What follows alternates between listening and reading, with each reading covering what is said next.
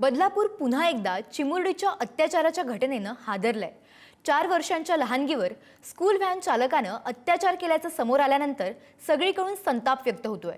तर दुसरीकडे या प्रकरणात आता शिक्षण विभागानेही हात वर केले। याहून गंभीर प्रश्न म्हणजे राज्यातील पूर्व प्राथमिक शाळा रामभरोसेच असल्याचं उघड झालंय। पाहूयात। चिमुरडीवर अत्याचार, बदलापूर पुन्हा हादरलं। 4 वर्षाच्या लहानगीवर स्कूल व्हॅन चालकाचा अत्याचार। राज्यभरात संतप्त पडसाद, शिक्षण विभागाकडून हात वर। राज्यातील पूर्व प्राथमिक शाळा विद्यार्थी रामभरोसे। बदलापुरातील नामांकित शाळेत 2 लहानग्यांवर लैंगिक अत्याचाराच्या घटनेला 1.5 वर्ष सुद्धा होत नाहीयेत, तोच आणखी एक धक्कादायक प्रकार घडलाय। एका खासगी इंग्रजी शाळेमधल्या 4 वर्षाच्या चिमुरडीवर स्कूल व्हॅन चालकांना लैंगिक अत्याचार केल्याचं उघडकीस आलंय। यानंतर या घटनेबाबत रातोरात तक्रार दाखल करण्यात आली। राष्ट्रवादीच्या कार्यकर्त्यांनी व्हॅनची तोडफोड करण्याचाही प्रयत्न केला। आरोपीला अटक करण्यात आली। त्याच्यावर पोक्सो कायद्याअंतर्गत कारवाई करण्यात आली। त्याची रवानगी पोलीस कोठडीमध्ये करण्यात आली आहे। त्याला 27 तारखेपर्यंत पोलीस कोठडीही मिळाली आहे।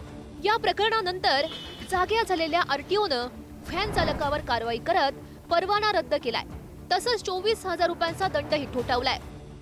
रिकव्हरी असं आहे की ह्याची इंटेन्शन काय होतं आहे, बरोबर। हां, मेन फोकस त्यांची इंटेन्शनवर। सेक्शन पॉस्कोचे कायदा आहे आणि एनएसचे कायदा आहे। 8 आहे, सेक्शन 12 आहे आणि 351 आणि 352 असं सेक्शन। वाहन क्रमांक 05 EV 6414 या वाहनावर मोटार वाहन कायद्याअंतर्गत कारवाई करण्यात आली आहे। सदर वाहनानुसार आम्ही मोटार वाहन कायद्यानुसार त्याच्यावर कारवाई केलेली आहे, ज्याच्यामध्ये स्कूल बस परमिट शिवाय हे वाहन चालत होते। या संतापजनक घटनेनंतर या घटनेची सखोल चौकशी करण्यात येते। प्री प्रायमरी शाळेमध्ये घडलेल्या या प्रकाराबाबत जबाबदारी स्वीकारण्यास शिक्षण विभागानं हात वर केलेत।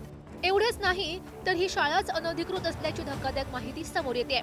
अशी परिस्थिती असेल तर आता अधिकाऱ्यांविरोधात आंदोलन करण्याचा इशारा बदलापुरातून देण्यात येतोय। अनधिकृत शाळा सुरू करणं 1 लाख रुपये दंड आणि त्याच्यानंतर प्रत्येक दिवसासाठी 10,000 दंड आणि माननीय आयुक्त शिक्षण यांच्या निर्देशानुसार आम्ही त्यांच्यावर फौजदारी गुन्हा दाखल करतो। खूप धक्कादायक प्रकार आहे। स्वतः गट शिक्षण अधिकाऱ्यांना माहिती नाहीये की प्रीस्कूल कोणाच्या अखेरी देतात। खूप दुर्दैवाची गोष्ट आहे। त्यामुळे माननीय अजितदादा पवार जे आहेत त्यांची आम्ही लवकरच भेट घेणार आहोत आणि हे जे प्रीस्कूल आहेत हे शिक्षण विभागाच्या अंतर्गत यावेत अशी आम्ही त्यांना मागणी करणार। बाल हक्क आयोग आणि राज्य महिला आयोगानंही या प्रकरणाची गंभीर दखल घेतली आहे। आरटीओ विभागाला 15 दिवस आधी स्कूल व्हॅन बाबत दक्षता घेण्याच्या सूचना देऊनही आणि मॉकड्रिल घेऊनही बदलापुराची घटना घडली, हे दुर्दैव असल्याचं मत महिला आयोगाच्या अध्यक्षा रुपाली चाकणकर यांनी मांडलंय। आम्ही या ठिकाणी विभागांसोबत आढावा घेत आहोत, घटनेची माहिती घेत आहोत। आवश्यक ते निर्देश आम्ही संबंधित यंत्रणेला देणार आहोत। संबंधित आरोपीवरती गुन्हा दाखल तातडीने करण्यात आला। आरोपीला अटक सुद्धा करण्यात आली आणि या संपूर्ण घटनेची तातडीने संपूर्ण चौकशी म्हणजे शाळा असेल, शिक्षक असेल, त्यामधील ह्या आरोपीची चौकशी, या संपूर्ण यंत्रणेची चौकशी कालपासून सुरू झालेली आहे। 1.5 वर्षापूर्वी घडलेल्या अशाच एका घटनेनंतर बदलापूरमध्ये तीव्र संताप व्यक्त झाला होता। बदलापूर रेल्वे स्टेशनमध्ये आंदोलनानं हिंसक वळण घेतलं होतं। त्या पार्श्वभूमीवर खबरदारी म्हणून बदलापूर रेल्वे स्थानकात रेल्वे पोलिसांचा मोठा बंदोबस्त तैनात करण्यात आलाय। यातच बदलापूरच्या या प्रकरणात अधिक गंभीर माहिती आता समोर आली आहे। बदलापुरातील खासगी शाळाच अनधिकृत असल्याचं समोर आलंय। प्री प्रायमरी शाळेमध्ये घडलेल्या या प्रकाराची जबाबदारी स्वीकारण्यास शिक्षण विभागानं हात वर केलेत। 1ली ते 10वी पर्यंतच्या शाळांची जबाबदारी शिक्षण विभागाची असते, असा अधिकाऱ्यांनी दावा केला। राज्यातील प्री प्रायमरी शाळांबाबत सरकारचं धोरणच नाही, गृहराज्यमंत्र्यांनीच कबुली दिली। आरटीओ कडून स्कूल व्हॅन चालकाची कोणतीही वैध परवानगी नव्हती। स्कूल व्हॅनमध्ये महिला मदतनीसही नसल्याचं समोर आलंय। यासोबतच राज्यातल्या कायदा आणि सुव्यवस्थेच्या प्रश्नावरून विरोधकांनी सरकारला घेरलंय। राज्याला पूर्णवेळ गृहमंत्र्याची गरज असल्याचं मत व्यक्त केलं जात आहे। यातल्या आरोपी जर स्वीकृत नगरसेवक म्हणून भाजप करत असेल तर मग भाजप सत्ताधारी पक्ष आहे, मग भाजपच याला प्रोत्साहित करते, भाजप सत्ताधारी पक्षच प्रोत्साहित करते। त्यामुळे असं कृत्य करणाऱ्यांचं धाडस दुर्दैवानं महाराष्ट्रामध्ये वाढताना दिसतं. 4 अधिकारी गृह खातं चालवत आहेत हे वास्तव महाराष्ट्रामध्ये या ठिकाणी. आणि म्हणून मला वाटते स्वतंत्र गृहमंत्री असल्याशिवाय या राज्यातली कायदा सुव्यवस्था टिकणार नाही. बदलापूरमधील छोट्या बालिकेवर अत्याचार होण्याची ही दुसरी घटना आहे. यापूर्वी अगदी छोट्या आणि कोवळ्या बालिकेवर अत्याचार झाल्याची घटना होती. त्यातील आरोपींना संरक्षण देण्याचं कामच सरकारने केलं असं माझा थेट आरोप आहे. कुठे आहे महाराष्ट्र, कुठे नेऊन ठेवला महाराष्ट्र अशी म्हणायची पाळी आली. त्यांना राज्याचं काही देणं घेणं नाही. हमारा कोण बाल बाका कर सकता है अशा गरमीमध्ये सत्ताधारी वागत आहेत.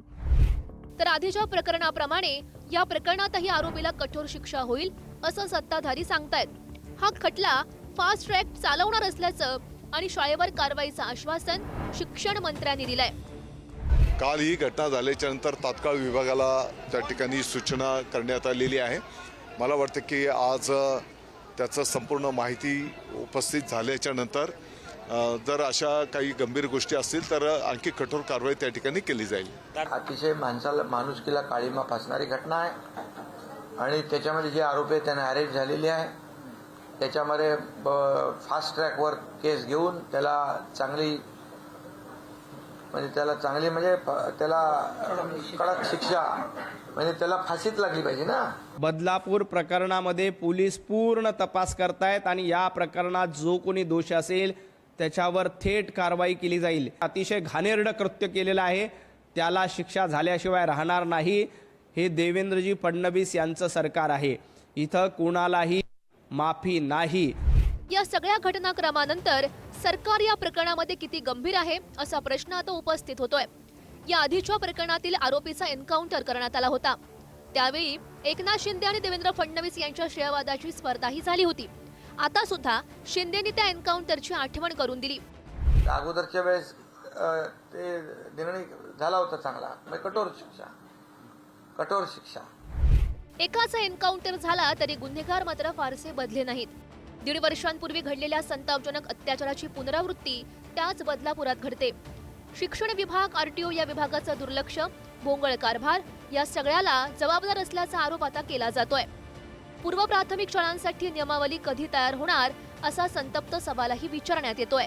रस्त्यावर पुन्हा जनप्रक्षोभ होऊ द्यायचा नसेल तर सरकारनं अशा प्रकरणांचा गांभीर्यानं विचार करून तातडीनं योग्य कारवाईची गरज आता व्यक्त होते. ब्युरो रिपोर्ट, पुढारी न्यूज, मुंबई.